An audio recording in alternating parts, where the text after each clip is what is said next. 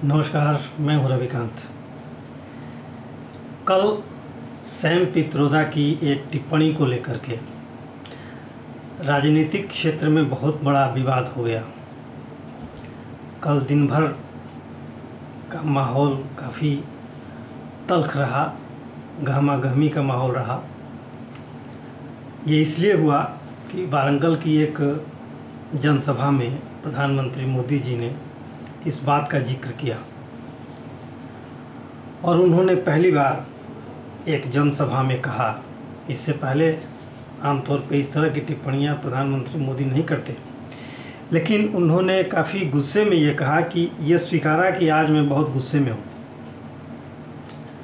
इसलिए गुस्से में हूँ कि शहजादे के एक सलाहकार ने ऐसी टिप्पणी की है भारतीय समाज पर।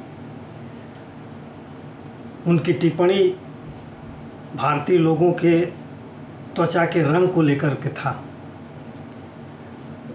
प्रधानमंत्री मोदी ने उसे नस्लीय टिप्पणी की तरह माना।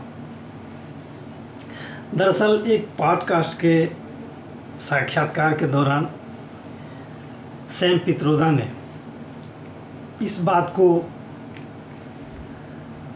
अपने अंदाज में लोगों के सामने रखा। ये उनकी एक समझ है, अब इसको समझ कहेंगे या नासमझी कहेंगे। माने आश्चर्य होता है कि कांग्रेस का प्रथम परिवार ऐसे मूर्खों से घिरा हुआ है जो भारत की राजनीति तो करता है लेकिन भारत के बारे में कुछ नहीं पता। यहाँ के कल्चर के बारे में नहीं पता, यहाँ की सभ्यता के बारे में नहीं पता, यहाँ के रीति रिवाज के बारे में नहीं पता, यहाँ के खान पान के बारे में नहीं पता, यहाँ की परंपराओं के बारे में नहीं पता। लेकिन राजनीति ये लोग करते हैं देश की विविधता के बारे में सैम पित्रोदा ने ये उस साक्षात्कार के दौरान बताया। उनका कहना ये था कि भारत के लोग जो हैं, जो पूर्वी क्षेत्र के लोग हैं वो चीनियों की तरह दिखते हैं, पश्चिम क्षेत्र के लोग हैं वो अरब लोगों की तरह दिखते हैं, दक्षिण क्षेत्र के लोग हैं वो अफ्रीकियों की तरह दिखते हैं, और जो उत्तर के क्षेत्र के लोग हैं वो अंग्रेज़ों जैसे दिखते हैं, गोरों जैसे दिखते हैं। इसका क्या मतलब है? आप इस देश की व्याख्या, इस देश की पहचान, इस देश के सभ्यता के बारे में, संस्कृति के बारे में, रहन सहन के बारे में नस्लीय टिप्पणियों के द्वारा समझाएंगे आप, और उसे कहेंगे कि ये देश की विविधता है।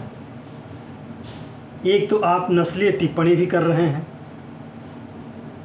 वो भी चमड़ी से, और चमड़ी से तुलना करके आप बताते हैं कि ये देश की विविधता है।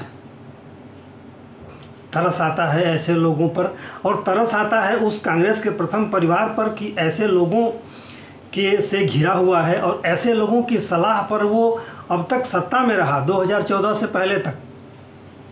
अगर बीच में दो कार्यकाल, जो एक मोरारजी भाई का कार्यकाल था और एक अटल जी का कार्यकाल था, अगर इसको हटा दिया जाए तो 47 से क्या 46 से लेकर के 47 में तो देश आज़ाद हुआ, लेकिन सरकार का गठन तो 46 में ही हो गया था नेहरू जी के नेतृत्व में। तब से लेकर के और 2014 तक कांग्रेस ही थी शासन में। तो क्या ऐसे लोगों से घिरा हुआ परिवार देश पर शासन करने लायक है? आप कल्पना कीजिए कि हमारे देश के बारे में ये लोग जानते कुछ नहीं हैं, हमारे समाज के बारे में कुछ नहीं पता, हमारी सोच के बारे में, हमारी परंपराओं के बारे में, रहन सहन, खान पान, रीति रिवाज कुछ नहीं पता इन लोगों को। लेकिन ये हमारे भविष्य का फैसला करते थे ये लोग। आज 2014 के बाद से देश में एक स्वयं को पहचानने की जागरूकता आई है, और लोग खुद को जानने लगे हैं, देश को जानने लगे हैं, और देश के प्रति अपना विचार व्यक्त करते हैं, अपनी आस्था व्यक्त करते हैं, अपने स्वाभिमान को, अपने समर्पण को व्यक्त कर रहे हैं। ऐसे लोग थे कांग्रेस के लोग, जो हमारे देश के बारे में ऐसी टिप्पणियां करते थे, ऐसी सोच रखते थे। और देश की व्याख्या ये लोग इस तरह से कर रहे हैं कि हमारा देश अगर विविधता में एकता का है तो उसमें ये गुण है। क्या गुण है कि दक्षिण के लोग अफ्रीकी लोगों जैसे दिखाई देते हैं, उत्तर के लोग गोरों जैसे दिखाई देते हैं, पश्चिम के लोग अरब जैसे दिखाई देते हैं और पूरब के लोग चीनियों जैसे दिखाई देते हैं। क्या यही सोच है? ये नस्लीय टिप्पणियों के आधार पर आप देश की व्याख्या करेंगे, देश की विशेषताओं के बारे में बताएंगे, देश के लोगों के बारे में बताएंगे आप? अद्भुत है ये तो। माने कभी कभी बड़ा तरस आता है इस पार्टी के ऊपर कि कैसे लोगों के हाथ में कांग्रेस का संचालन चला गया। कांग्रेस का ही नहीं, देश का संचालन चला गया। 2014 से पहले तक कैसे लोग इस देश पर शासन करते थे, आप कल्पना करिए। और खुद को आप खुद की कल्पना करिए कि अगर उस दौर में ये माहौल होता 2014 से पहले वाला, लगभग इससे बड़ा, इससे माने अब वो माहौल क्या था ये सबको पता है। लेकिन अगर ये सोच है इन लोगों की तो ये किसका भला करेंगे? न देश का भला कर सकते हैं, न समाज का भला कर सकते हैं, न अपनी पार्टी का भला करेंगे। इन्हीं सोच की वजह से वो पार्टी बिखर गई। आज हाशिए पर है और हो सकता है कि चुनाव के बाद हाशिए से भी बाहर चली जाए।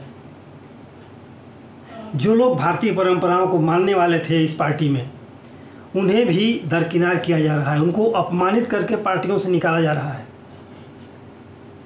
और उनको इस तरीके से अपमानित किया जा रहा है कि जब वो लोग अपनी बातों को कहते हैं मीडिया के सामने या समाज के सामने, तो सुनने पर शर्म आता है कि ये उस पार्टी के नेता रहे हैं जिस पार्टी ने इस तरह से उनको अपमानित किया। तो इस तरह की सोच है। अब आप कल्पना करिए कि किस तरह के नस्लीय लोगों से ये कांग्रेस पार्टी और कांग्रेस का प्रथम परिवार घिरा हुआ है। ये नस्लीय टिप्पणी, ये नक्सली विचार अगर इन लोगों के हाथ में जरा भी, जिन प्रांतों में इन लोगों की सरकारें हैं, उन प्रांतों की क्या दशा हो रही है और आगे क्या होगी, पता नहीं क्या होगा। लेकिन ये कल्पना करिए आप। खैर, आज के लिए इतना ही। अगले वीडियो में हम फिर किसी अन्य मुद्दे पर आपसे चर्चा करेंगे। ये वीडियो अच्छा लगा हो लाइक करें, शेयर करें, कमेंट करें और सब्सक्राइब करें। धन्यवाद।